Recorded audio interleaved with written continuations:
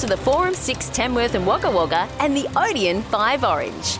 It's the Talkin Flickster podcast with JT and Grant Lee. Yes, hello, good afternoon. Welcome to the Talkin Flickster podcast. Miss Lee, I think we need a bigger fanfare, don't you? It's not big enough. No, I think we need something bigger. It would be nice to make it sound like, we're the only podcast to listen to about movies. Jesus. Okay. Well, I think we need more trumpets, Mr. Lee. I think there's more trumpets. That's what I'm talking about, right? Trumpets. But yes. No, I think, I don't know. I think we just need better background. Okay. We'll work on that. That's an inside joke, but that's an inside joke. Yes. No. Yes. Yes. I hope you do like my background, Mr. Lee. Yeah, I do. I do like your background today. It looks awesome. Tropics, right? Yeah. You're at the beach. Oh, got God, the crystal blue water over here and the palm trees over there and the nice sand and looks like there's some as rocks I said there to you, as the well. Sand gets in my feet. Don't like that. Yeah, no. I'm a socks on the beach kind of guy. Hope you are too, Mr. Lee. This is why we don't go to the beach very often. Anyway, well, not together anyway. We have done that before, though, Mr. Lee. Oh, we have. We have, exactly. We have. Hey, we are here to talk movies, and this is the episode where we get one of our Talkin Flicksters on to review a recent movie and give us their thoughts on it. Today, Mr. Lee, it's The Smashing Machine. Yeah, look, this is the new The Rock, or Dwayne Johnson movie, who is playing a character called Mark Kerr. And it's actually based on a true story. And I'm excited to hear what the Talkin Flickster is going to say about it today. As we all know, Emily Blunt is in it too. They were in a movie previously. Is it one or two movies they've been in? Because it was Jungle Cruise, and I thought there was another one they've been in too. Anyway, they've been in a couple. Flickster might know. Yeah. Yes. Well. Yeah. Yes. Who we will meet in just a sec. But yeah, and look, they're calling this an anti-biopic. This particular type of film. Yeah. So. That sounds interesting. Have you heard of that before? Bit of a twist, yeah. I know. I've heard of biopics. I haven't heard antibiotics, but it does look really good, and what a fantastic story to get behind. So we'll meet our Flickster in just a sec. Before we do, Mr. Lee, what should we do? I think we should listen to the trailer. Let's do it. How do you know Mark Kerr? The end is near. Oh, we go way back, but he's a buddy of mine. So I fade. Come on, baby. Too much? Never. Too much? No. Please welcome in his Octagon debut, Mark Kerr! Winning is the best feeling there is. It's 40,000 people, and they're cheering you on. There's no other high like it in the world. No contract, no money? No money. Do you have any stronger pain medication? Advil? Advil? Yeah. Don, would you like No. They're handing them out like candy. Let's all get in. Everybody get in. Yeah, Don, can you take this picture for us? Yeah. What are you thinking at the beginning of the fight? It's simple. Am I going to hurt him before he hurts me? Yes, there were times, I'm sure This Grand Prix to crown the greatest fighter in the world. He has come back from the brink. Let's see if he can pull out a victory over Mark Coleman. Have you spoken to either about fighting such a good friend for a life-changing amount of money? I faced it all. I just need you to let me in. I took the bull. Always about you. Only about fighting you. Let's me go.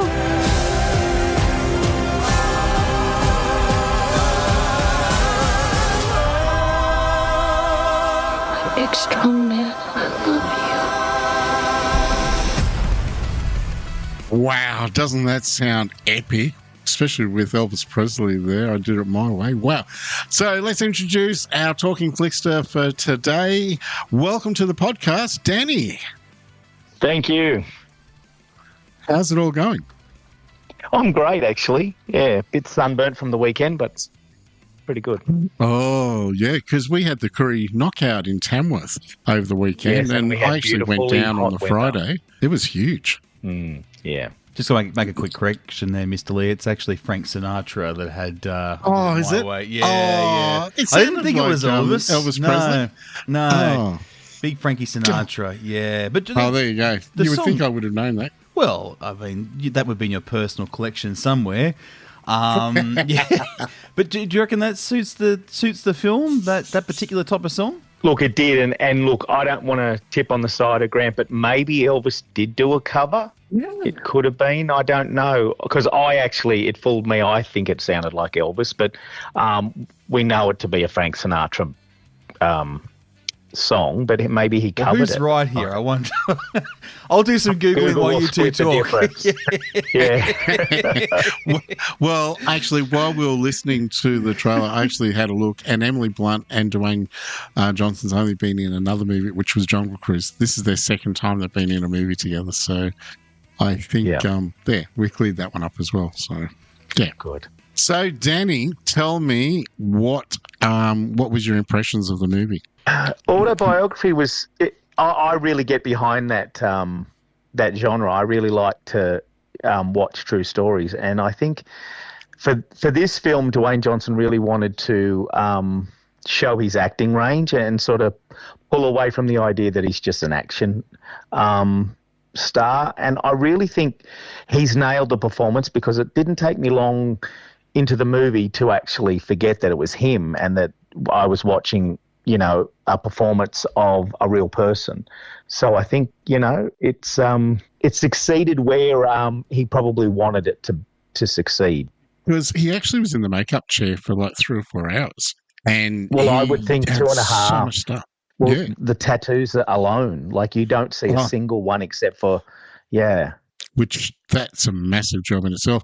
And then, all the actual face, because you look at him and you go, I know it's Dwayne Johnson, but it doesn't even look anything like him. He actually does look like Mark Kerr. And I was shocked how well they did the makeup. It's a credit to the makeup artist who did that. So do you think The Rock was the right person to play this character? I absolutely do believe The Rock. His connection to wrestling, the fact that his father was a wrestler. Yes, it's set in the UFC, the beginning stages of the UFC and the MMA, but he was a wrestler, and that really is something that's in Dwayne The Rock Johnson's wheelhouse and in his blood. So it was probably something that he was passionate about and wanted to tell this man's story. This was obviously set back in the 90s, but do you know the story with Mark Kerr? And did you know it before watching this movie, or is it something that you caught on to? Well, look, I didn't know a lot about Mark Kerr's, because this is the beginning of what became the UFC. But obviously I know now that it's in an octagon, and it's very much, hand-to-hand combat, things like that. But this was back in the day when it was still in a boxing ring. So I don't remember my knowledge of UFC ever being in a ring. It's always been in the octagon. So for me, that was something I didn't know.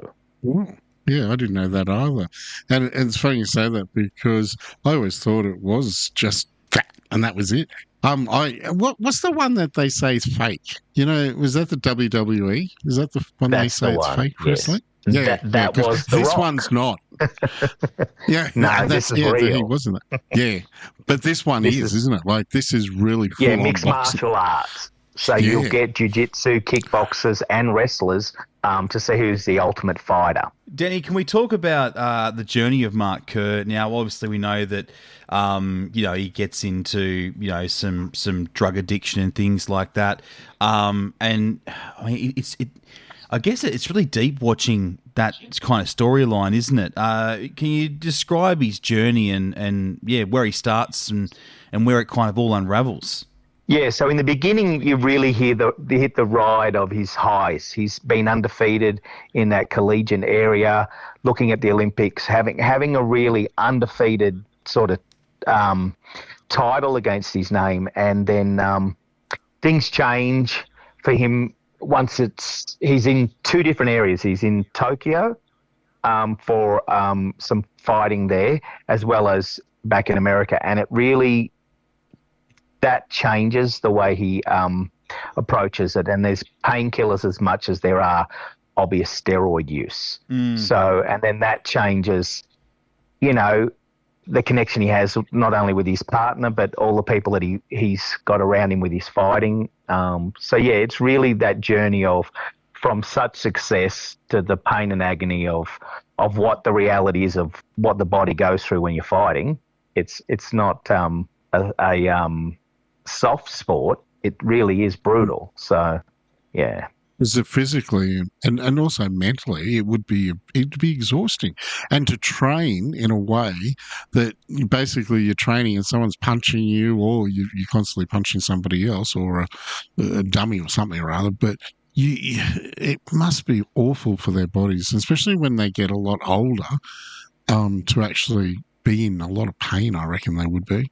Yeah, well, that's what's explored in the movie is the fact is the reason he's needing more heavier painkillers, because obviously the lesser ones aren't working as well. So it becomes that journey of being and needing a lot more pain medication to sort of get rid of that's that. Right. Yeah, exactly. Yeah. And Danny, obviously Mark Kerr has this defeat in Japan. This is where a lot of things unravel as well. It's something that it was a shocking defeat. Realistically, it was something that people didn't see coming. No, and that's the thing that he was always talking about in the film. No, he doesn't lose. To the point that he argues for one of the fights and successfully wins the dispute of an illegal move that ended the fight, so that it didn't go against his record of his first loss. So, he's that passionate about the sport that, he got one of the decisions in one of his fights reversed because of an illegal move. And so then that took it off. So technically he didn't lose. He didn't lose that fight, but there was a lot of change after the drug addiction and where using steroids and things like that. So, the reality is that not everybody is undefeated. Yeah, okay. Can I ask, when you're talking about the steroids and the drug uses and all that, how did that implicate with his partner, who's played by Emily Blunt? How was her betrayal of the girlfriend basically living through all this? Yeah, so I think in the movie what's really put forward is that she's noticing a lot of the changes and she's saying things, but what also is brought to the surface too is her own addiction, because there's a moment where he's making changes in his life but she hasn't. So there's that duality of the both of them in different stages. So I think that definitely brings some interest to the storyline that they both had. It'd be awful, wouldn't it? Yeah, I think between the two of them it was probably a meeting at the wrong time in their life, if that could be what it showed. Well, let's talk about the psychological battle behind Mark Kerr's journey. Do you feel that was portrayed well in the film, or do you think maybe there was interestingly look, sometimes there was moments where it would show you a glimpse of what the reality of all of this beatings and head hits, with the medication. Then all of a sudden you'd see him straight from having a medication to the next fight. I felt like the edit is where they could have lingered a little bit more, just to give you a bit more perspective and context about what was going on really. Although, it is in the title, The Smashing Machine. He does definitely, when he fights, he's pretty brutal. And then when things are reversed and he's not doing as well, it's very brutal, the sport and the things that are happening to him. So, but the edit itself was a bit choppy, and that's where I felt like there could have been a little bit more added to a scene or two that linked the fight back into the reality of what happens to him after a fight. So what really surprised you the most about watching this movie, because you said you weren't sure anything about Mark Kerr, so was there something that really shocked you? Look, in my family, there's a few fighters, and the reality of it isn't pretty, it isn't glorified, and I think the film really nails the idea of what it's like for a couple who where one of them is a fighter and the other is the supporting, so I think that was really well handled, and it's not just put in there for Hollywood hype and everything like that. I think it's a subtle film that really does show you the nuances of what the reality of fighters go through all of the time. Like, you see the fight, you go home, but you don't see what happens when they have to go to the hospital, when they come home and they're in constant pain and things like that. And that is a reality of being in the fighting game. In this movie, it's revealed in a way that is more realistic than other Hollywood films. So that surprised me a lot, because there's always a tendency to put a lot of, glory and everything's fine and I want my next fight, when the reality is it takes a lot for them to get back ready to fight the next fight. You imagine a lot of sports people who are in that high area of sports, like NRL, all these people who are, Olympians, all that sort of thing. That must be something that they all deal with. It must be incredible to put their body through all that sort of stuff. Oh, yeah, gee, I think the recovery is the most important. Yeah, I think recovery is the most important part of the film, and I think that's where it really does show a reality rather than just glorifying what sport and boxing and martial arts and UFC is all about, because we see it and we think, it's all wonderful and we can't wait for them to fight again. But honestly, it takes a toll on them. Yeah, well, Danny, obviously with most biopics, the movie has to go back in time. This particular film, where like late 90s, early 2000s, did they nail the brief? Look, it made me realise all of the fashion and a lot of the other things in the film, the way people were speaking, and that definitely was an 80s film. Not 80s, sorry, 2000s and 90s. It was very much that way. I think the music selection too really was powerful. So I think it works well. Sorry, I don't know why I thought about the 80s, but the 90s and late 90s, early 2000s was the arc for that film. Which, when they can nail that, and it does take you and transport you back to that time period. I have to say, I love the 80s, so don't worry, Danny. I think the music from the 80s is the only best music that there is. We agree on that. It's good. It's good that they can actually make you think you're back in that time period, because, if they get something wrong or, something's not really, a lot of people are going to pick it up and run with that and go, well, that's not right. That didn't happen then. And especially, it's only 25, 30 years ago that this is based on. So a lot of us do remember that. JT probably doesn't because he's young. Yeah. That's right. Well, I lived the 90s, Mr. Lee. I lived the 90s. I was only young. I was probably in nappies, but I lived the 90s. No, I wasn't in nappies. But, it was. I thought the 90s was a great decade. I mean, a lot of people say the 80s, but, I think the 90s was a great time to be alive. The fashion was, as we often say, was quite questionable, but, it was a really good time. And I think it was a great time for sport too, which, I think if anything, this movie shows that. Yeah, and really, the decade does lend itself to the beginning of what we know now to be one of the most watched sporting events in the world.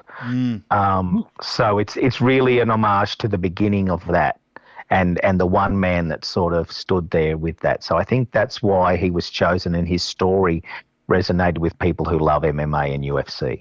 Just going around the table here quickly, gents, can anybody name a UFC or MMA fighter that's around these days? Only Conor McGregor. No, he's not around today, no.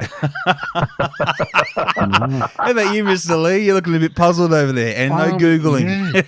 Yeah. No, I couldn't tell you. The only one that, and I know he was in WWE, I think it was Hulk Hogan, wasn't it? Hulk Hogan? So that's the only one I could name. But he wasn't in this type of fighting, so... No, my favourite were the big ones, the Conor McGregors and the Ronda Rouseys. That's it. Yes, the Ronda Rousey. Yeah. Well, that was huge. I remember when she had a massive fight a few years ago. It was like that was massive. And she lost, didn't she? I'm pretty sure she did. She lost that fight. Yeah, she did. Yes. Yeah, and that was one of the biggest. I believe that was here in Australia. Yeah, it was. I'm pretty sure it was here. Like in Melbourne or somewhere, but it was, she lost her title. She was on a run for lots of wins, and then Holly Holmes, I believe. Yeah, nobody saw that coming. Yeah, No, but and then she went on to nobody write a did. book about it, and yeah, like it was, yeah. But And she's done the reverse. She went into WWE. yeah. Well, now she knows that whether might have she's been- going to win or lose. And that might have been because of the toll on the body. It's easier in WWE. Agreed. I think so. Predetermined winners in those things. Yeah, which is I don't get that. Like I don't know. Yeah. It just doesn't seem right when they know who's going to win the match and all that. Anyway, so going back to this, can I ask how did the name the Smashing Machine? How did he get that? It was definitely tied into how he fought. Like he fought to win, and it was pounding them to the point where the bout was stopped because there was no response from anybody, from the opponent. So he just kept smashing them with his hands when they were on the ground, because he could wrestle them to the ground very well from his training from that, and then he would just start pounding on their head, and it would stop the fight. So there was no one, like he didn't kill anyone or anything, did he? Like he didn't. No, there wasn't any of that. Like as far as I know in the movie, everybody, because he was very concerned. It seemed to me like there was a duality of him. The moment the fight was over, he was concerned about the person. There was a caring side to Mark Kerr. He wasn't, he wanted to make sure each fighter, when it was stopped, was going to be okay. Oh, that's good. Now, can I ask one of the last questions that we're going to ask you is what kind of audience do you think would actually want to watch this type of movie? Who do you think it was really aimed at? Look, I think people who love sports films and want to see the true nature of sport and the origins of the sport really will like to go and see this film. And I really think if you're a fan of Dwayne Johnson and you want to see his acting range, I really think you're not going to be disappointed with this film, because it's a change in direction. It is a really great understated performance. And I really do think he earned the stripes of he can act. He's not just a wrestler who's trying to make money now in the field of Hollywood. I really do think there's a triumph in the film that shows you that he's got range, and that's what he wants to do with his acting. He doesn't want to stay that one-dimensional action figure man, and I think he succeeded in that. I mean, he did put a lot of work into getting ready for the film. 30 pounds of muscle he had to add onto the muscle he already had to be able to replicate what this man, Mark Kerr, looked like. So his commitment to the role was definitely so that he could show a range, and I think he succeeded. So I would hope that those people who support the Rock films will probably want to go and see this one for a difference. I've just opened the freezer. So out of 5 choc tops, Danny, how many choc tops are you going to give the Smashing Machine, please? 4. 4 choc tops. That is really good. Yeah, wow. Okay, that's great. Yeah, that's awesome. That's actually shocked me. No, Well, no, because what the film does for you is when you finish the film, you want to go and learn more about him, and that's what I did. I came straight home, put on a documentary about him, and you learn a lot that the film doesn't go a lot of detail into, and you hear it from his mouth. So it's a very interesting story, and it's got more layers once you add that to it. So yeah. How's Mark Kerr these days? Because obviously you've watched some documentaries. Yeah, like what's he? Well, he went through homelessness. He did marry his partner, and they had a son. And he's got a good, strong connection with him, and they both co-parent together, even though they're not together. And he's just very much living a simple life. But there was a time when he fell on hard times outside of the ring and after this film, because it only goes to 2000. He actually continued fighting up until 2009, and that's where his record blew out to a lot more losses. But it's very much just a regular bloke. And what I really did love was Dwayne Johnson got to speak to the UFC, and he handed him his Hall of Fame. Mark Kerr is now in the UFC Hall of Fame. So that's what else I learned. So I think there's a lot to learn about a man who, that's what I loved about it, is that I wanted to learn more about him. If a movie can do that to you, that's a good movie. And I understand why you gave it 4 out of 5. That's good. Yeah. Well, thank you so much, Danny, for joining us today. We'll have to get you back on in the future to see another movie.